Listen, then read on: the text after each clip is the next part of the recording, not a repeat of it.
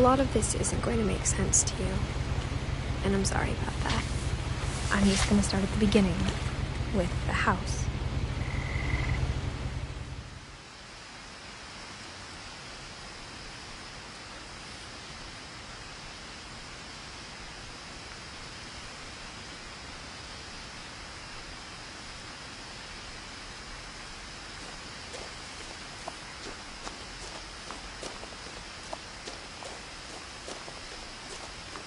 I lived here until I was 11, but I wasn't allowed inside half the rooms.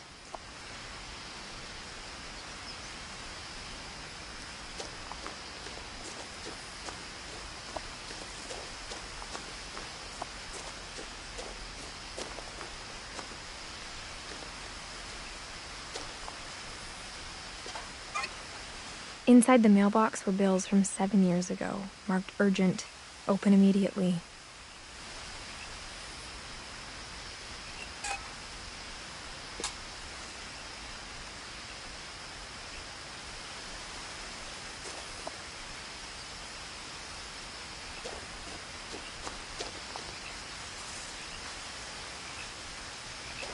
I hadn't been back since my brother Lewis's funeral.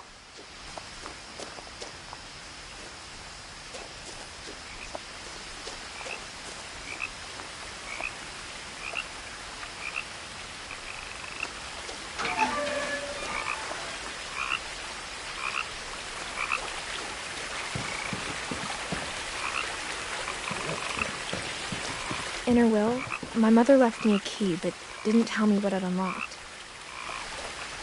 Maybe she thought I'd know, or she thought that the mystery would be enough to bring me back.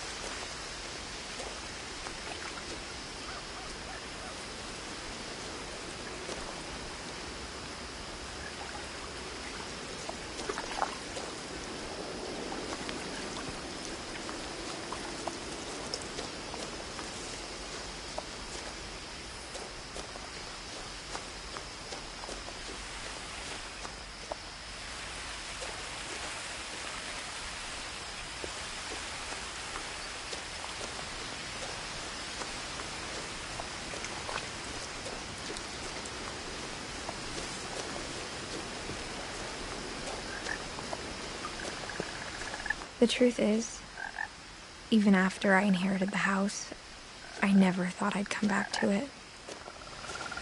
But now I had questions about my family that only the house knew the answers to.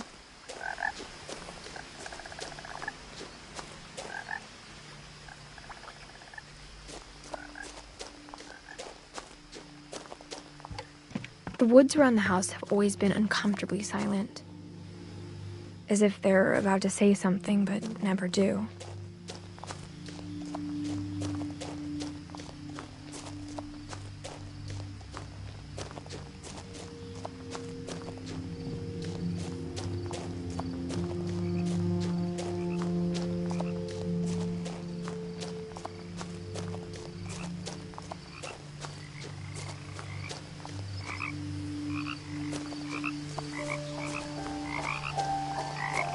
The house was exactly like I remembered it, the way I'd been dreaming about it.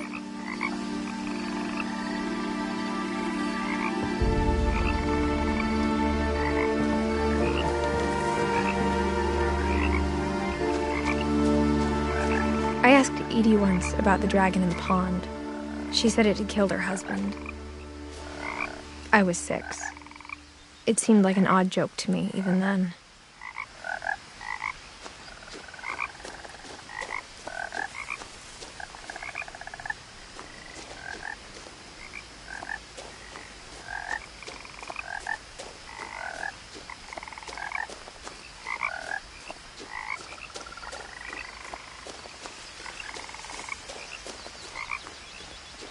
As a child, the house made me uncomfortable in a way I couldn't put into words.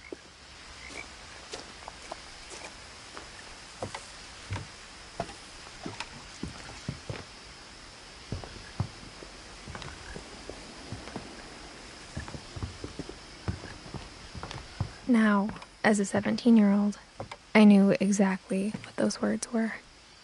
I was afraid of the house.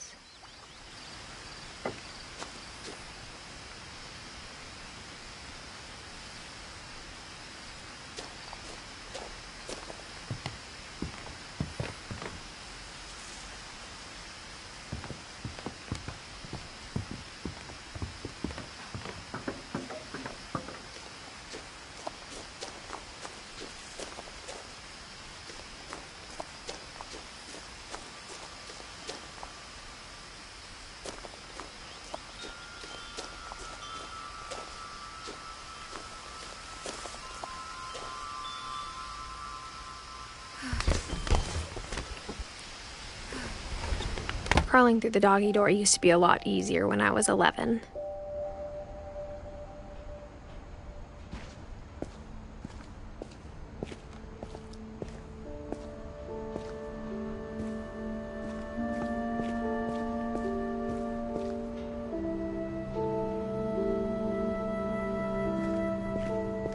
For the first time in years,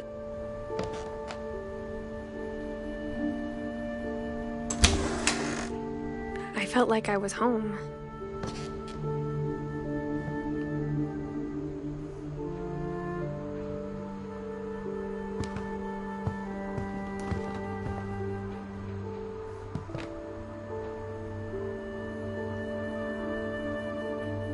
But instead of a family, there were just memories of one.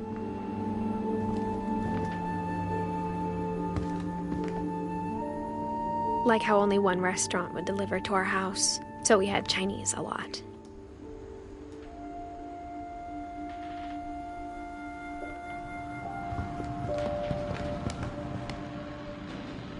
Or how after Louis started working at the cannery, we all got sick of eating salmon. Except our cat, Molly.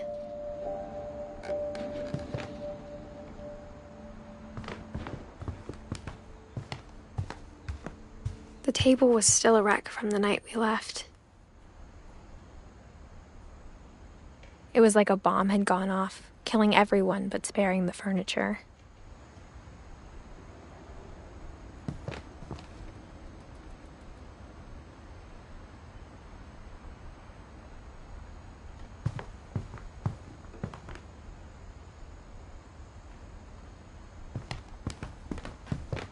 My mom was the only one of us who could imagine Great-Grandma Edie living in a nursing home.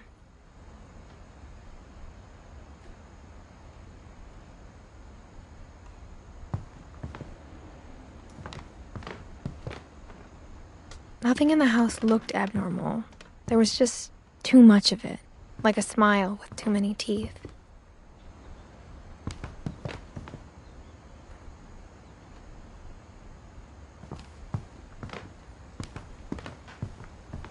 Even the fireplace had a story. Edie told me the bricks came from the original house, after it sank.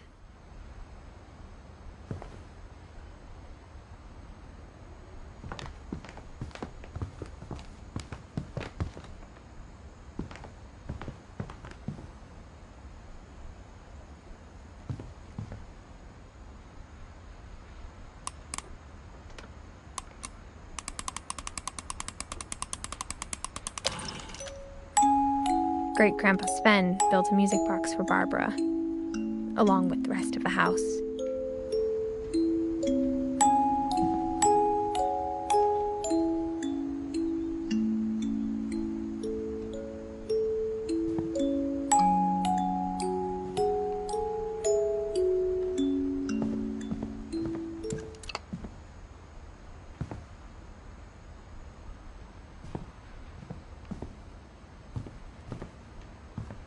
A lot of things got left behind in the whirlwind of that last night.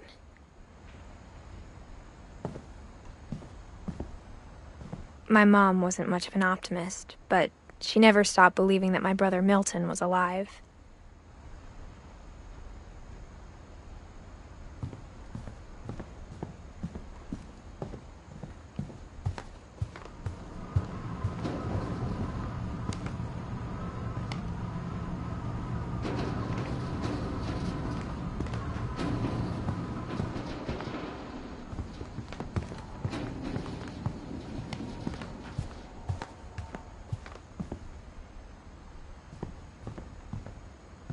Mom always told me to stay out of the basement, so I wasn't too surprised when the key didn't fit.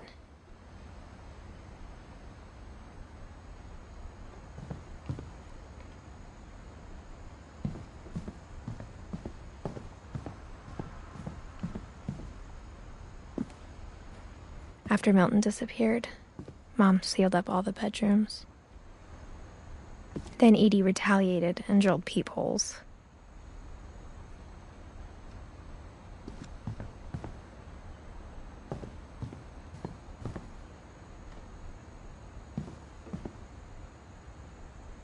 Edie's father, Odin, built the original house.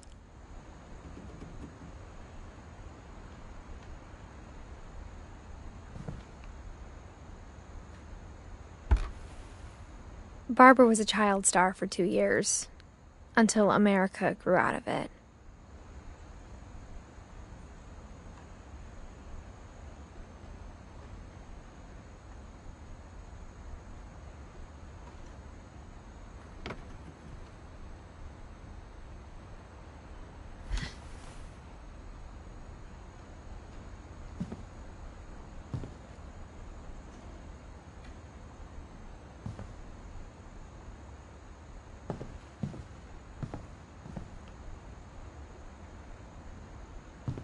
Whenever people ask me about my family, the first thing they always want to know about is Barbara.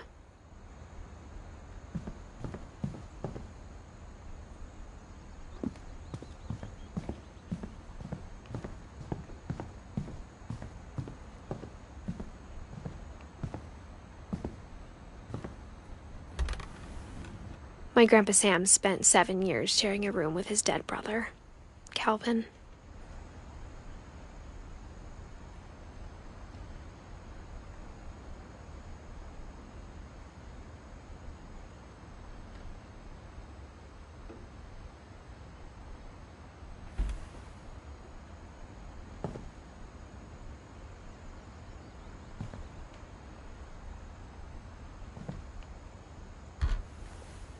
As a kid, I just assumed every house had peepholes and sealed rooms you weren't allowed inside of.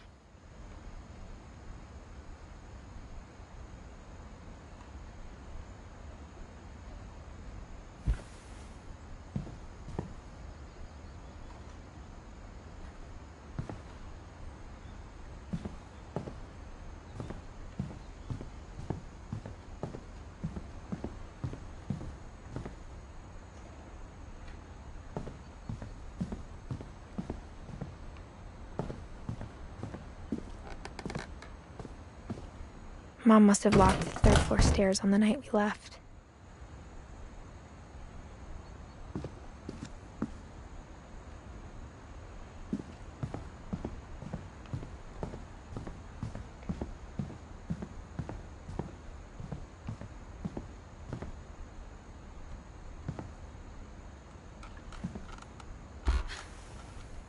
Molly always seemed like a girl I could imagine being friends with, if she hadn't died in 1947.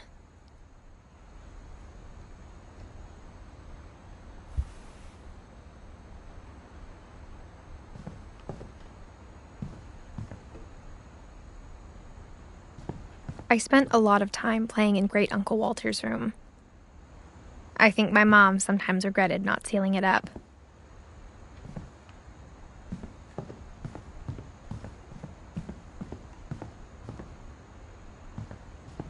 Lewis told me there were secret passages, but I never believed him.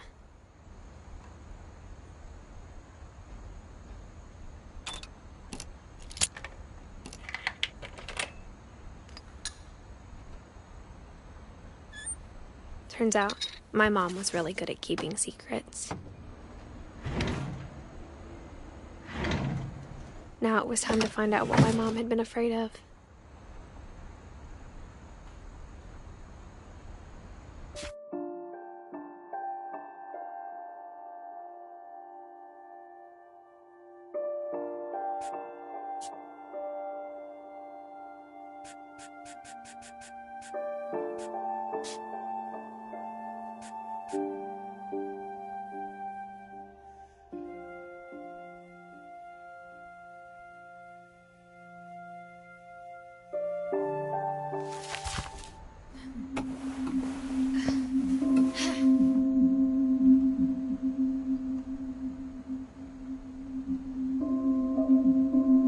paintings on the wall, it was clear my brother Milton had been here before me.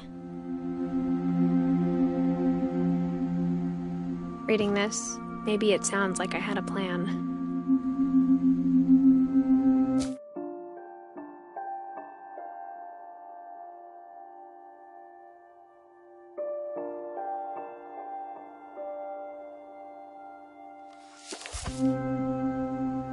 But I had no idea what was behind that door.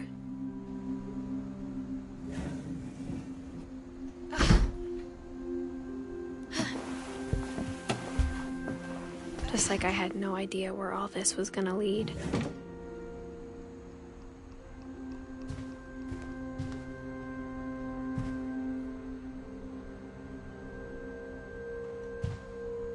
I grew up looking at Molly's room through the peephole. Molly's gerbil had a tiny bedroom with its own even tinier gerbil cage.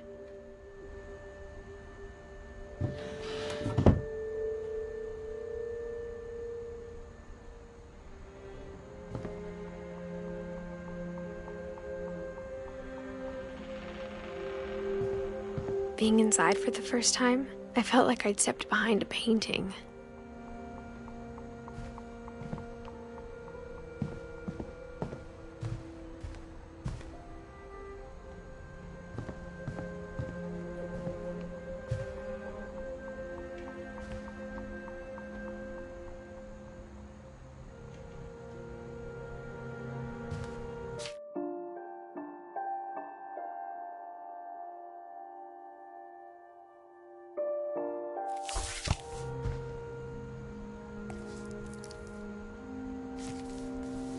December 13th, 1947.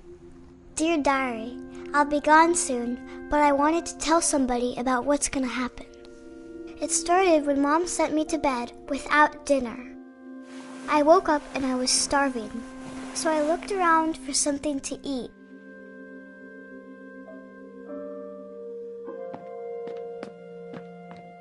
The gerbil food was dry, but I didn't mind it.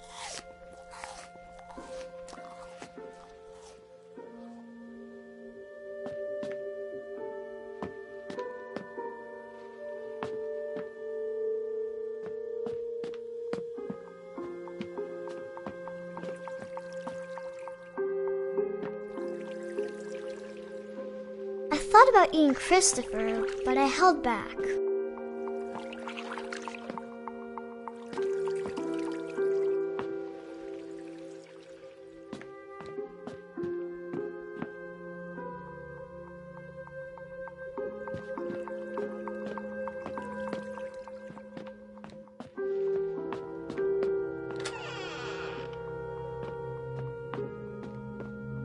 I kept eating and eating.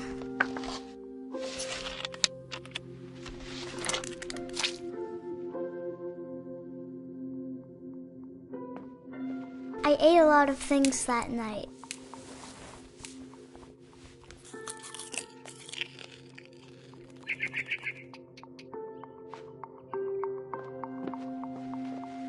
Then I heard chirping outside my window. It was a barn swallow going back to her nest. I reached out for her.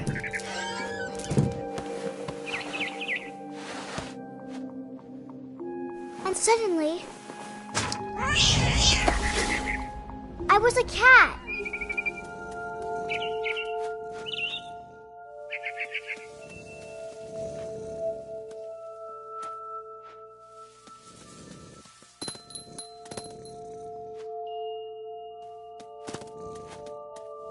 I tried to be quiet, but the bird was really scared.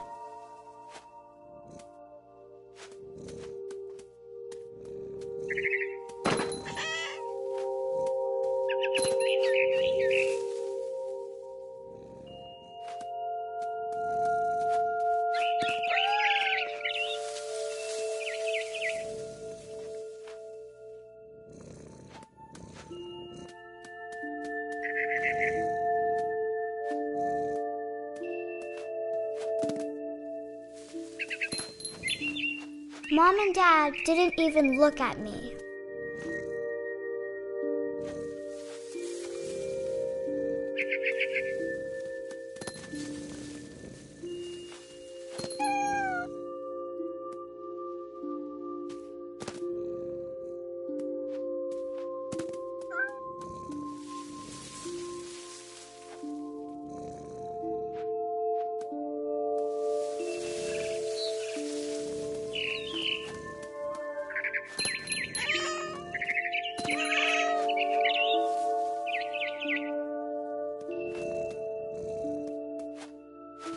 I jumped and I almost got her.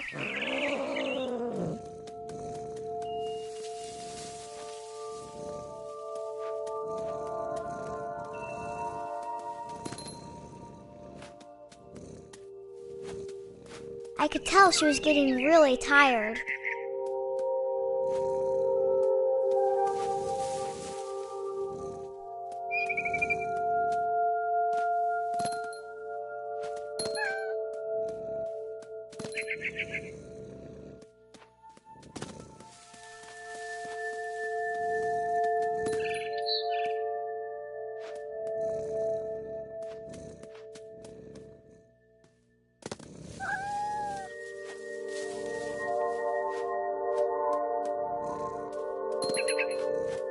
Now I was up in the big tree. I promised Dad I wouldn't climb it anymore. All I cared about was eating that mama bird.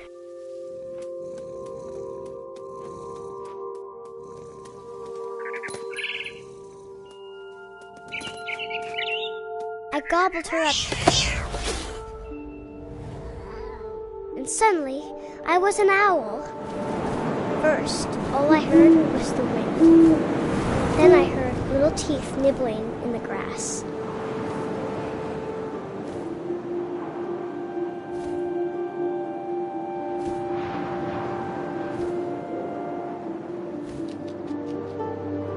Rabbits.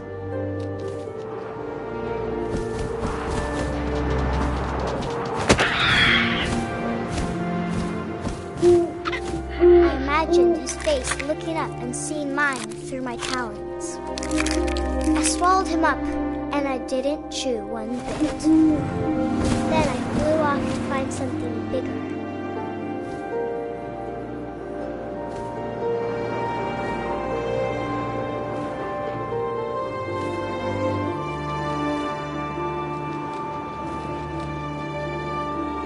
A mama rabbit.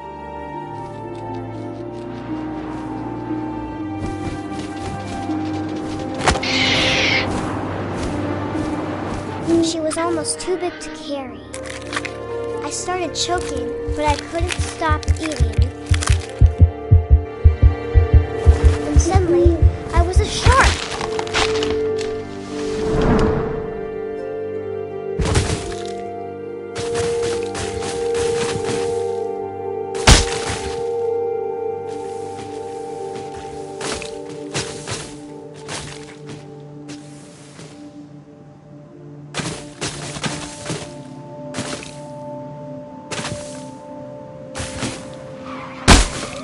I rolled off a cliff and into the ocean. Now, I was hungrier than ever.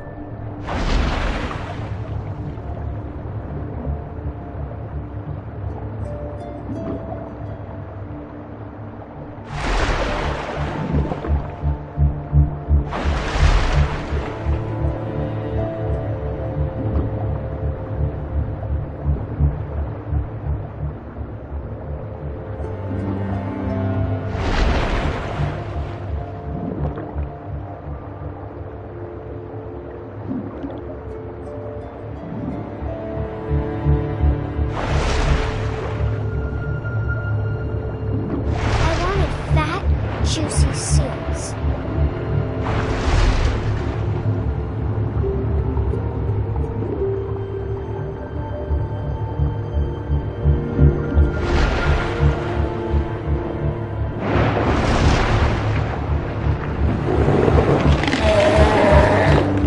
I tore off her flipper and it tasted really good.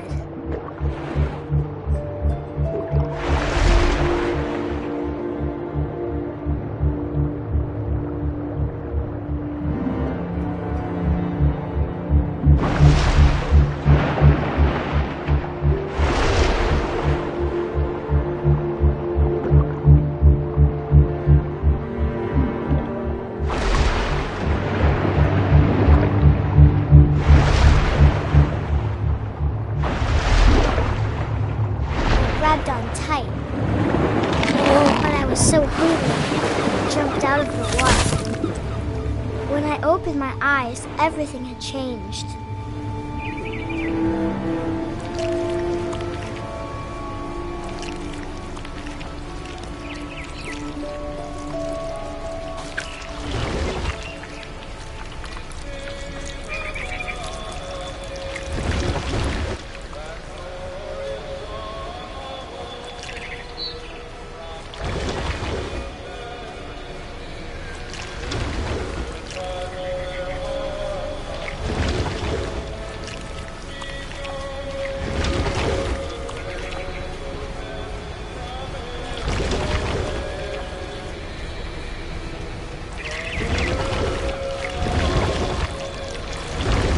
A monster, and I smelled people everywhere.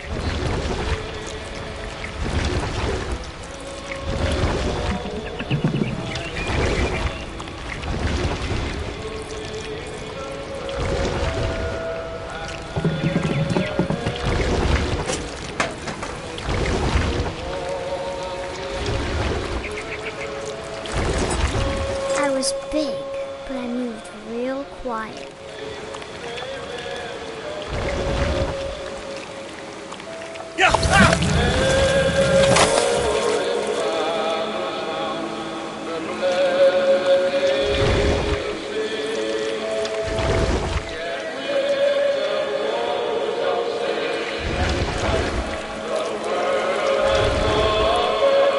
I wanted to stop, but also I didn't.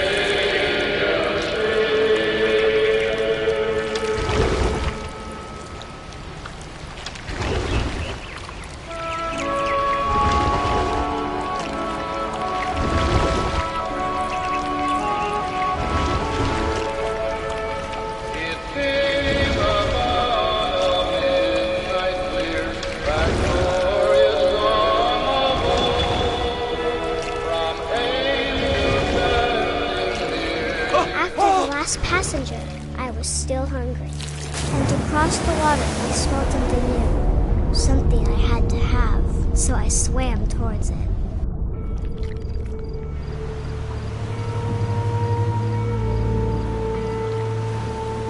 I slithered onto the sand, and the good smell went into an old pipe.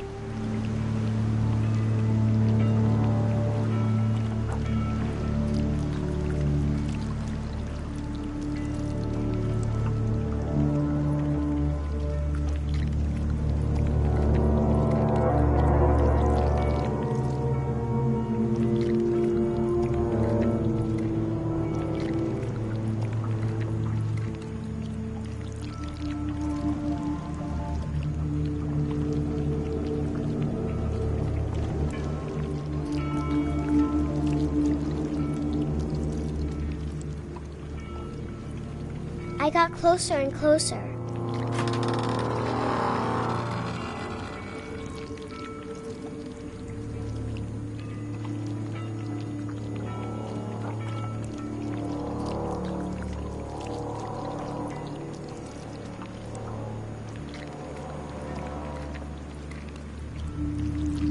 All of my stomach started growling. And suddenly, I was me again. I held my breath for a long time, but I couldn't hear anything. I think it's waiting for me to fall asleep. But it's not going to wait much longer. It needs to feed, and we both know I will be delicious.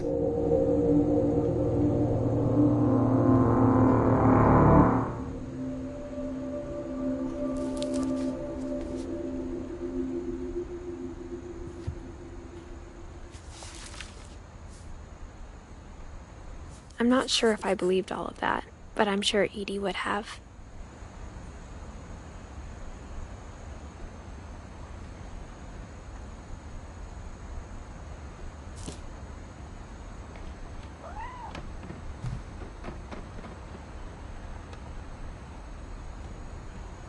I got the sense Edie had spent a lot of time here, before my mom sealed the doors.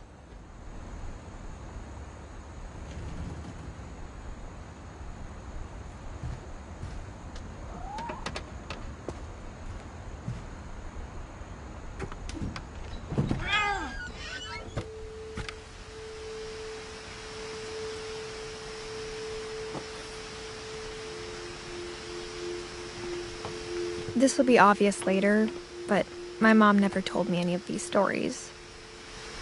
Edie would have, but Mom didn't like bringing up the past. Though, when we adopted a stray kitten, she was the one who named it Molly.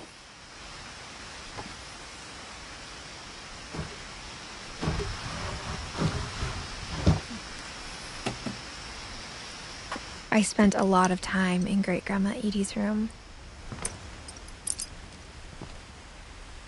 We got along, and it was a good place to hide from my mom.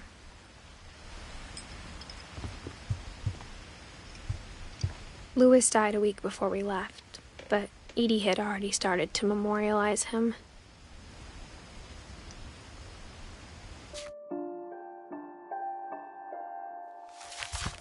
Edie knit me a new pair of gloves every year, just in time to replace the old ones.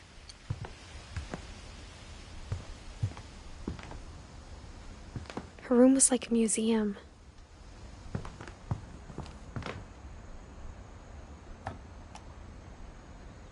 For 500 years, the Finches have been famous throughout Norway for their fortune and misfortune.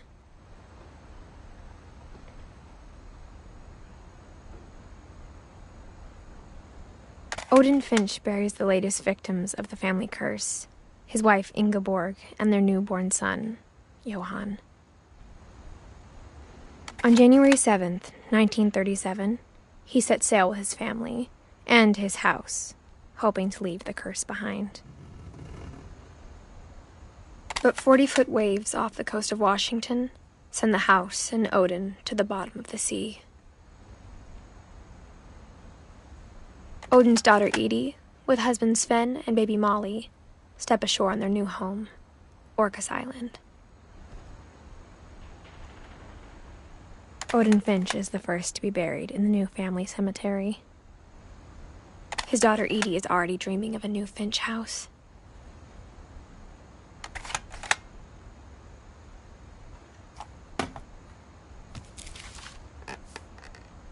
Whatever's wrong with this family, it goes back a long ways.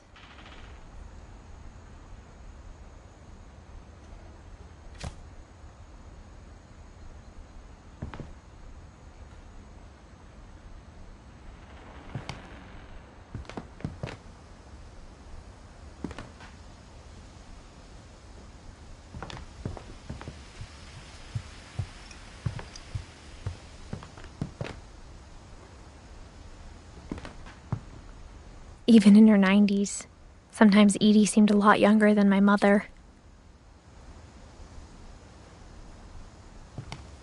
When Edie told people Sven was killed by a dragon, she could also have said he was building a dragon-shaped slide that collapsed. She could have, but she didn't.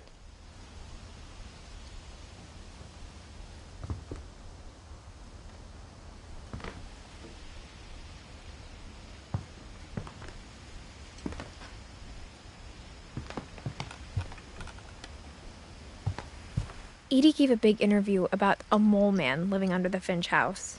My mom was furious.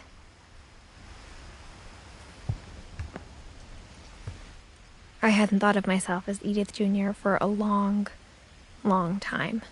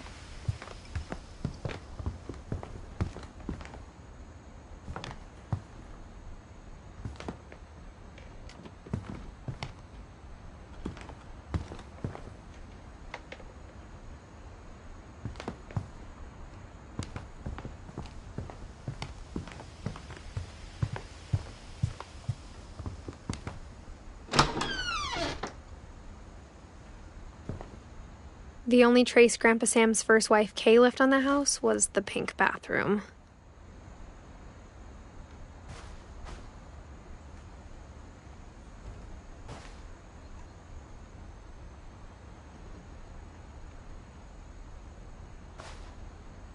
It was a pretty big trace.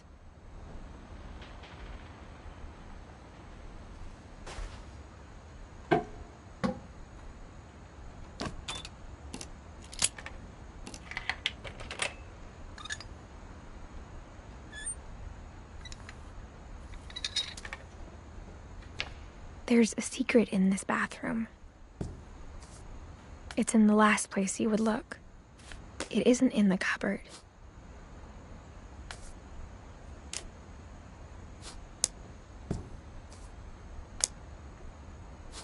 It's hidden in this book.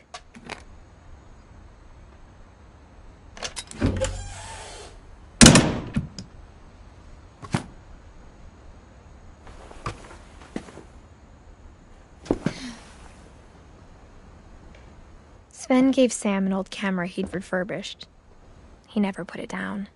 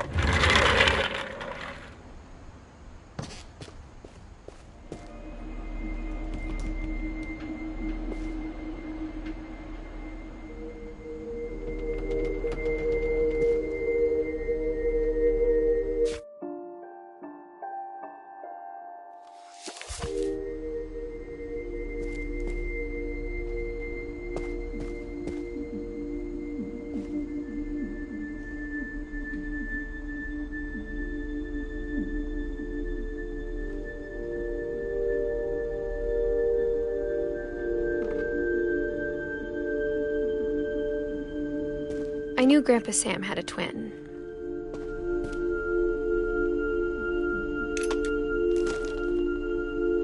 And that he never talked about him.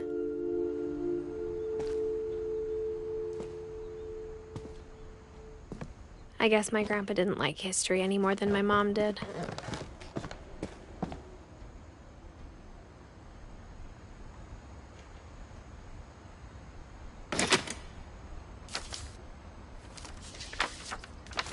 How I Want to Remember My Brother by Sam Finch.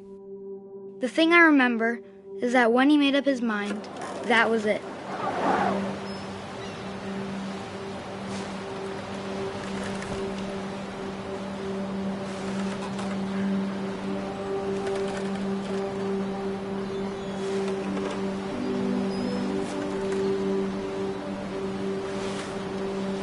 My brother said he'd die before he ate another mushroom. And he did. At Barbara's funeral, we swore we'd never be afraid again. And he wasn't. I think Calvin always wanted to fly. Sam! Calvin! Dinner's ready! Coming! But that day, he finally made up his mind to do it. I told him going around was impossible. Maybe if I hadn't said that. Calvin, I'm not going to tell you again. Maybe if the wind hadn't picked up. Then maybe he'd still be here. But I doubt it. I think he'd already made up his mind. That's what I want to remember about my brother.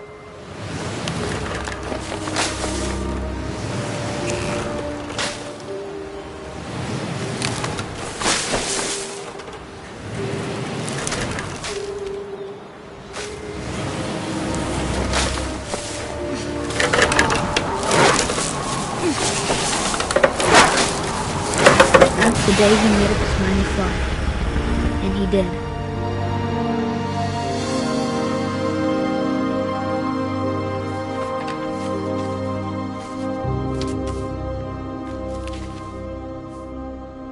Calvin's story felt strangely familiar. When I was younger, I remember trying to do the exact same thing.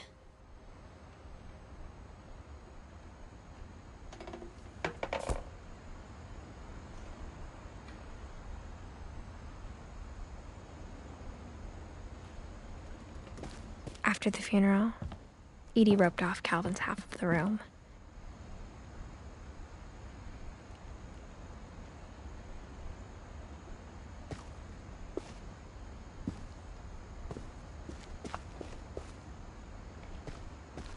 Mom said Grandpa Sam enlisted at 18 and never set foot in the room again.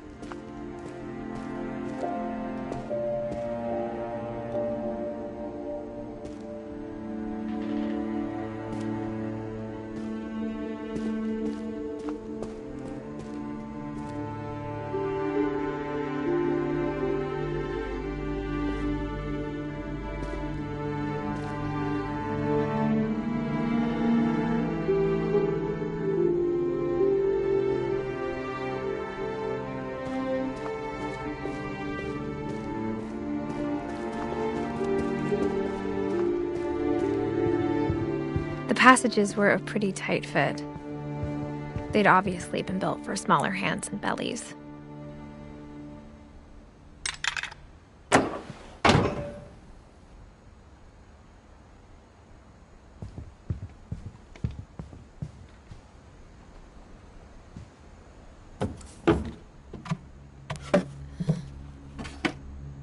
Growing up, I always thought of Barbara as a child star.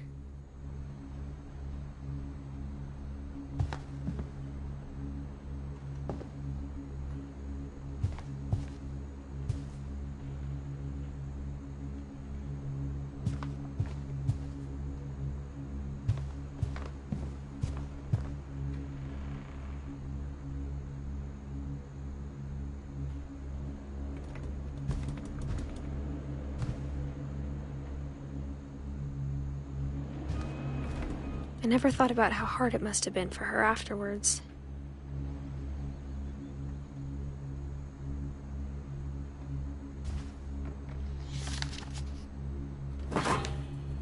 Of all the stories people wrote about Barbara's death, I'm surprised Edie saved this one.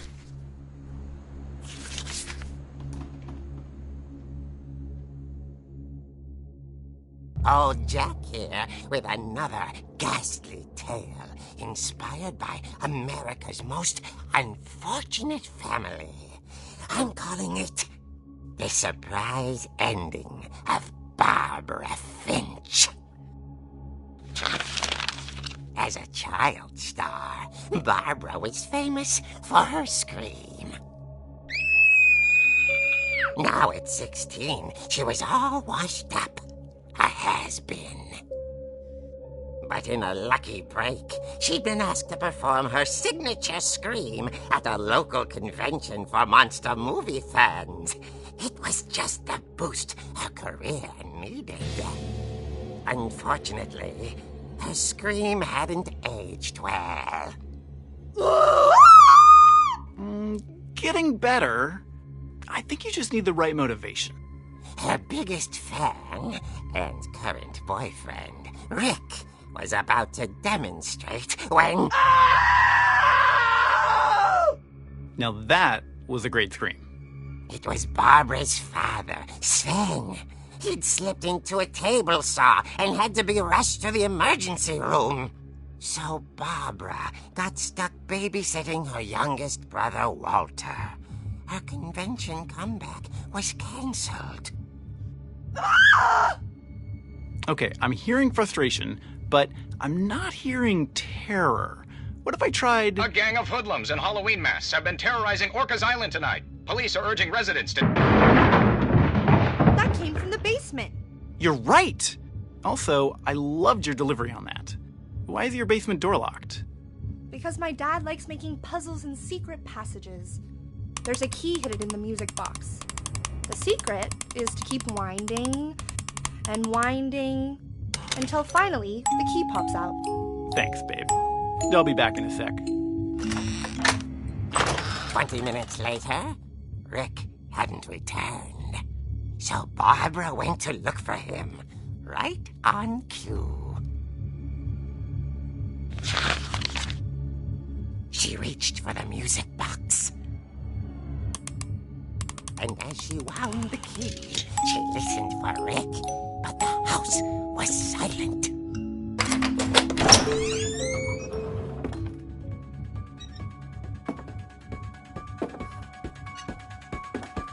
She found Rick's crutch and imagined the worst.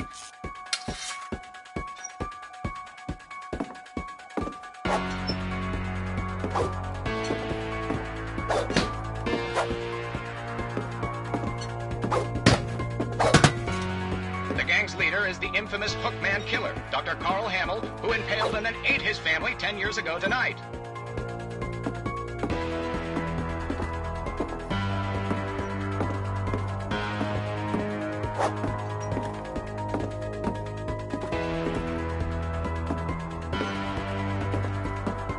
The old fridge rattled and grew still.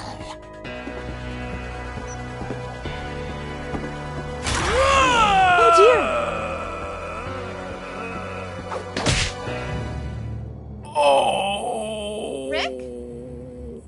Barb, relax. I was just trying to scare you to help you find your scream. Well, I'm not scared, Rick.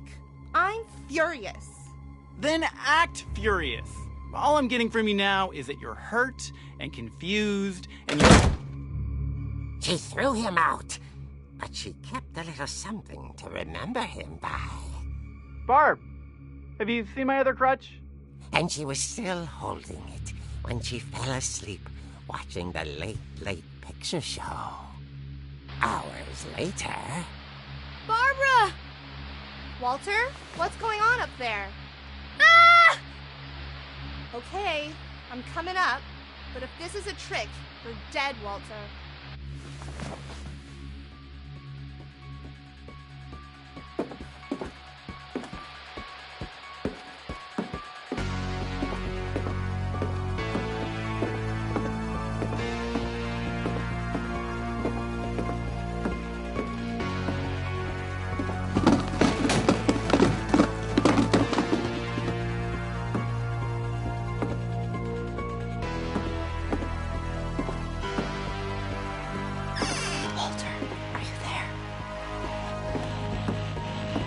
Walter had vanished, but his bedside radio was still on. Orcas Island police describe the man as 6 feet tall, with a steel hook for a hand. Residents are urged to lock all doors and windows and notify the police of any suspicious activity. Barbara turned, saw the hook man, and was speechless. He was quite smashing.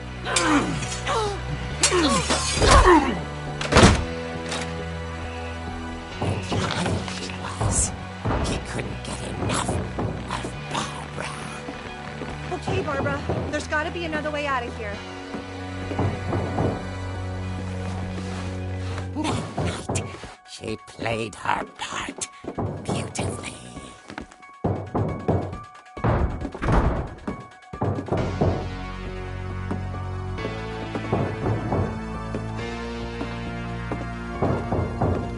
She thought about abandoning Walter, but just couldn't do it.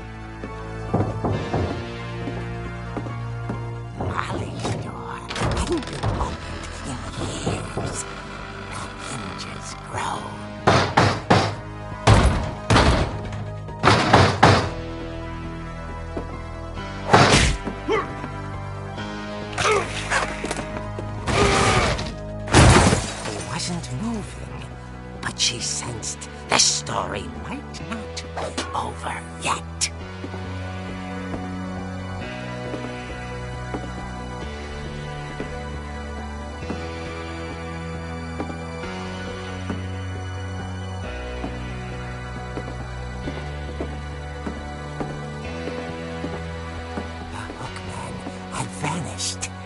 She listened for his breathing, but all she heard was...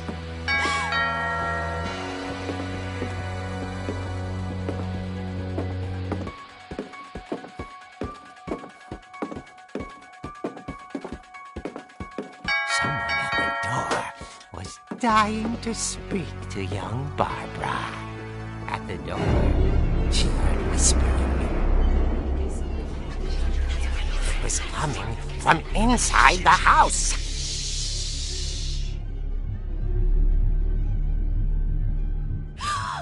Oh dear. Surprise! Bravo, Barbara! You were wonderful! The monsters had come to surprise her. For Barbara, it was a dream come true. Then she saw what kind of monsters they were, and she realized what was about to happen. She was going to be famous. And with her final breath, Barbara Finch gave the performance of her life.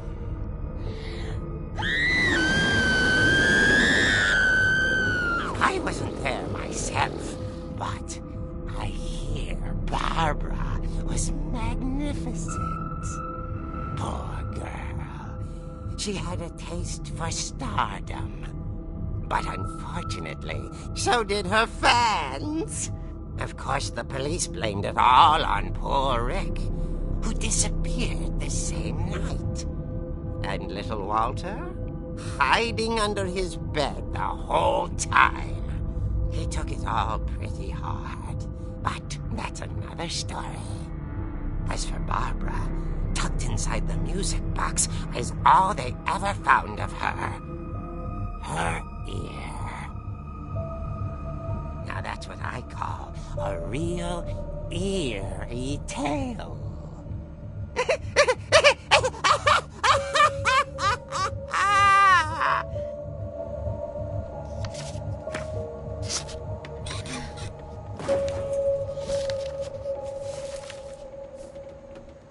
Edie told me all Barbara wanted was to be remembered, as absurd as that comic was. Maybe what Edie saw was a happy ending.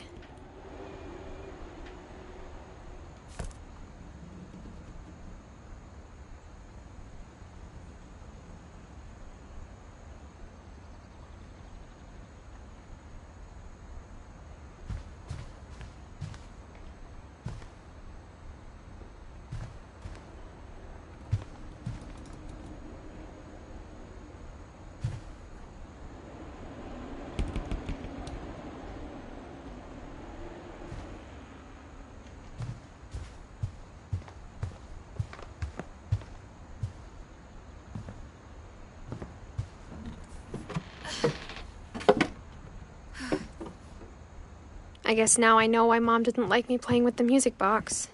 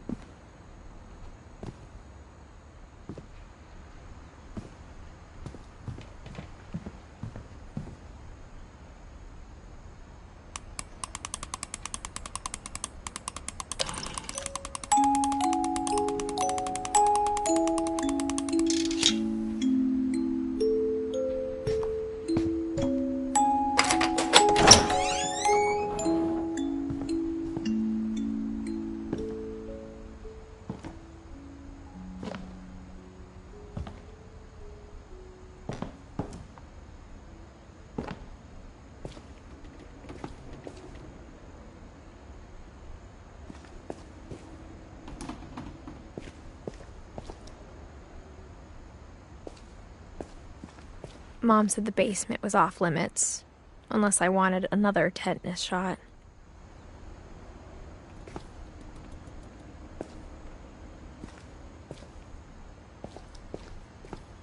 I saw Edie sneak down to the basement once, carrying packages. I thought maybe she was hiding presents.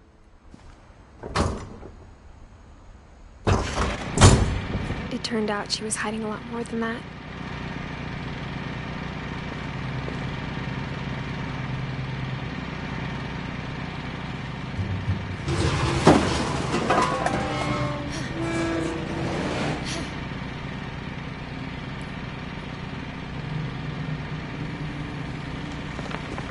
I remember asking Mom once about where Walter had gone.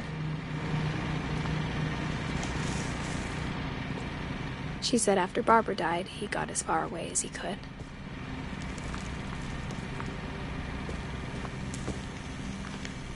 If there's a pattern in all these stories, I think it's that none of us has gotten very far.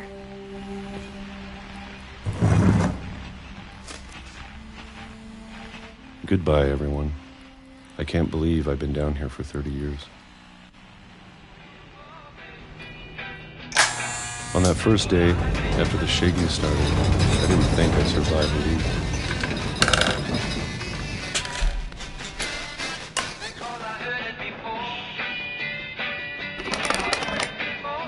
But after a few days, I settled into a routine. That's what kept me sane. Having a schedule, living for today.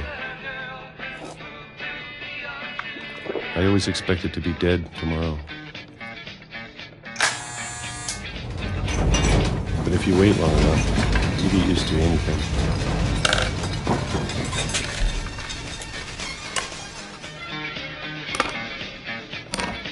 Even a monster on the other side of the door starts to feel normal. Almost friendly.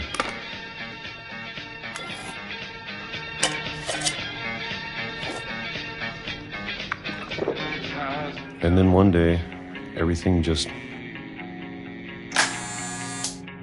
stopped.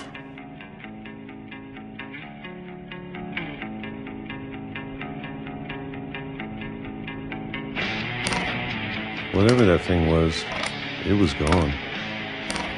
Maybe it got tired of waiting. Or maybe I just got tired of being afraid.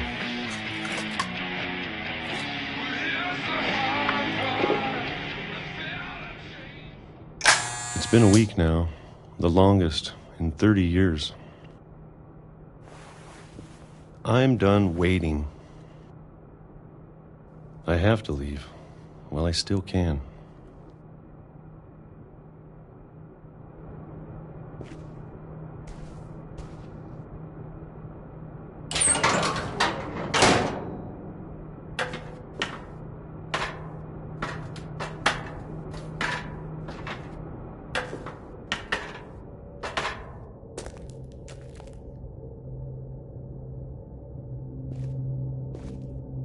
I know it's out there somewhere. Whatever killed Barbara and Molly and Calvin.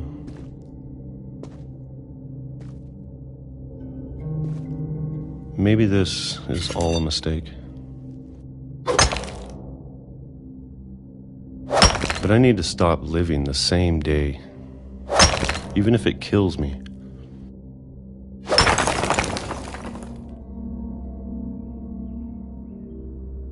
Whatever's out there, I want you to know I'm ready for it.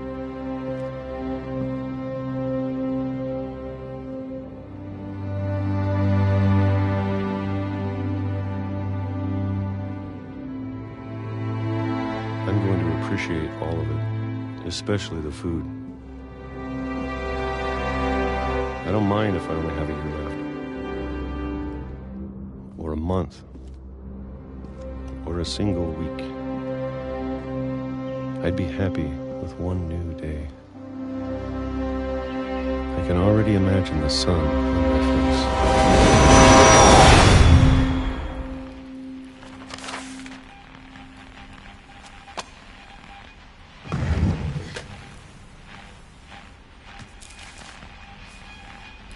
Walter died when I was 6. I can't believe my mom never told me he was down here.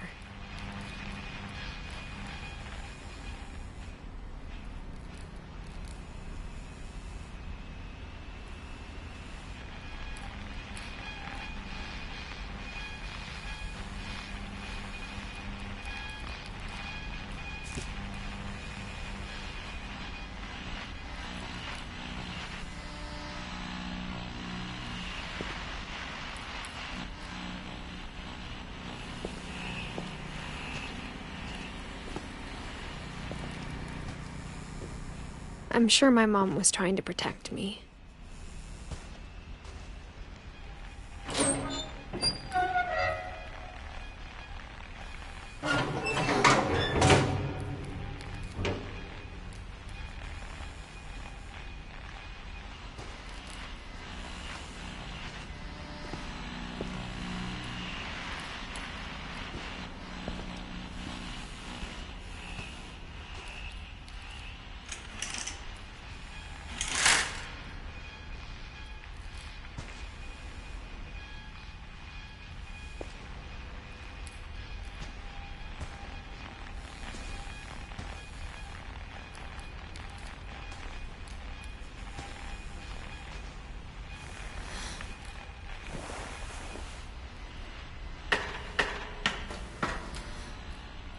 Maybe she was afraid I'd end up like Walter.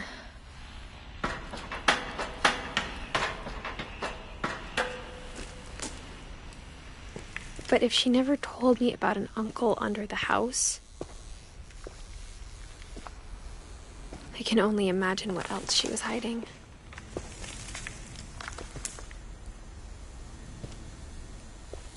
I don't want to make the same mistakes she made.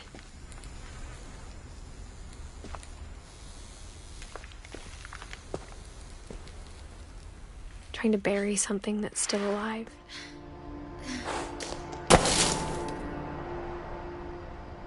Now that there's only one of us left, or maybe 2,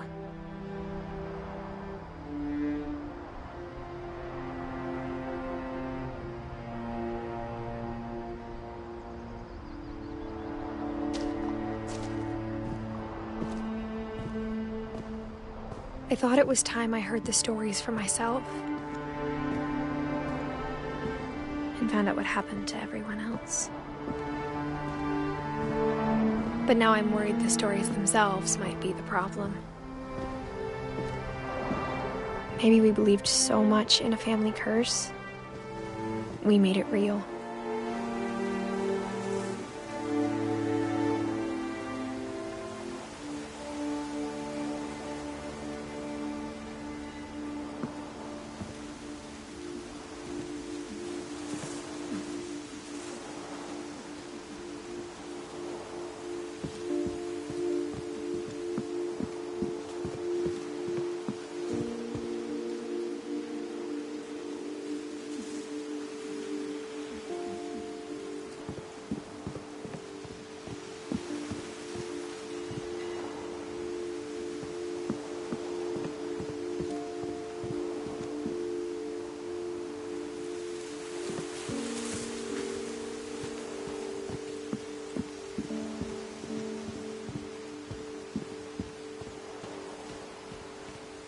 I don't know if I should even be writing this.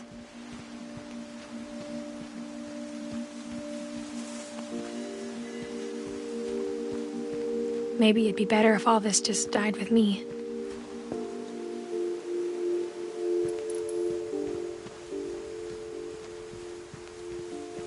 But I thought you should know about your family.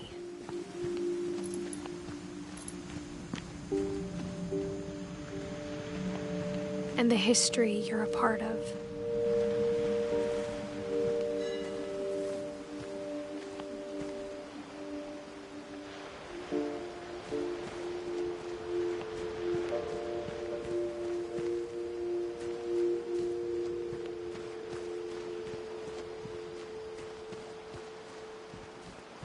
Though to be honest, I feel as lost as you probably do right now.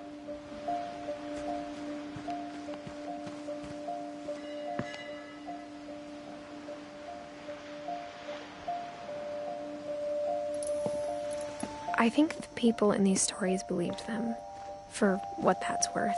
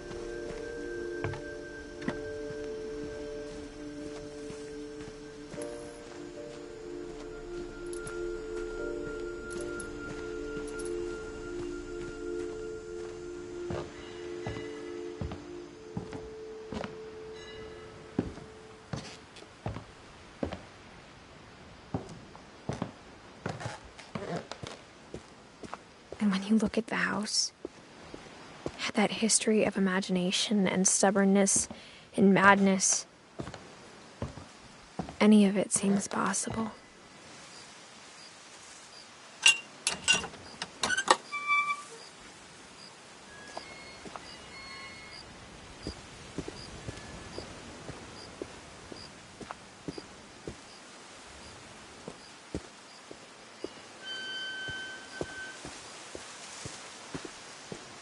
I think we've been surrounded by death for so long, we've just gotten used to it.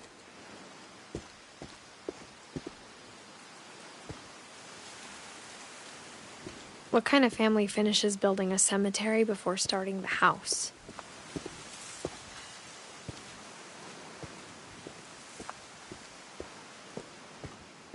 It's embarrassing for me to admit this, but the pet cemetery made me more uncomfortable than the human one. 3 of the gerbils were mine, and 2 had been my fault.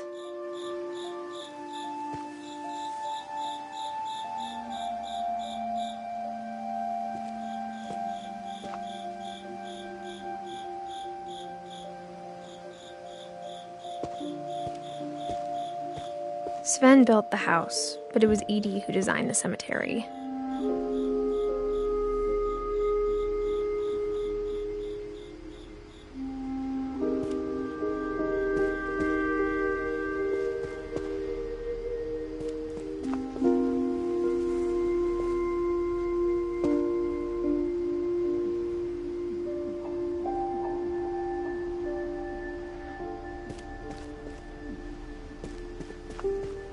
I'm sure Odin's monument had been Edie's idea.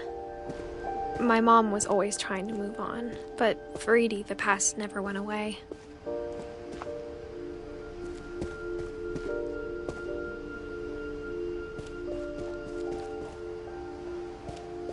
She could see it poking out of the water at low tide.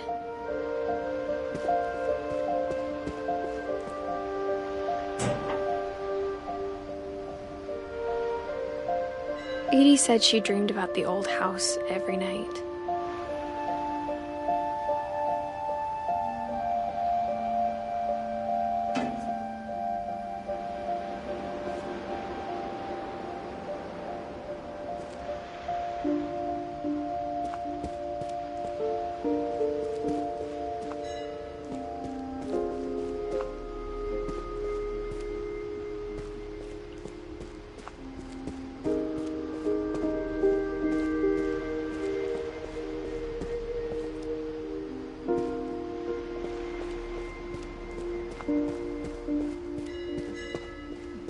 Edie's side was always easier for me to understand.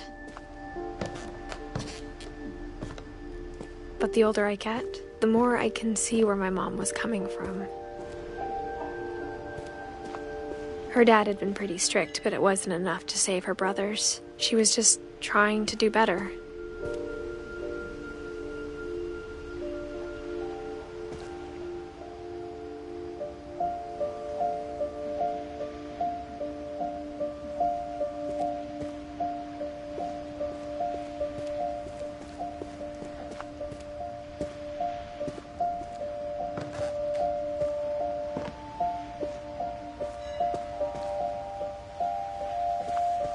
She lost 2 of her brothers, just like I did. I get why she tried so hard to protect us.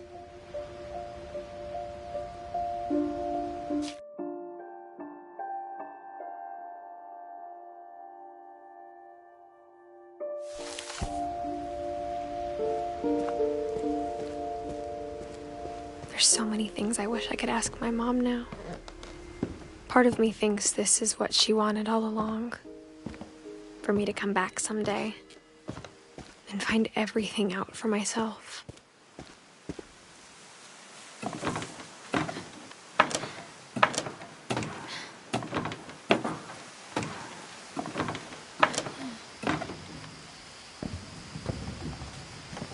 But looking back on it now,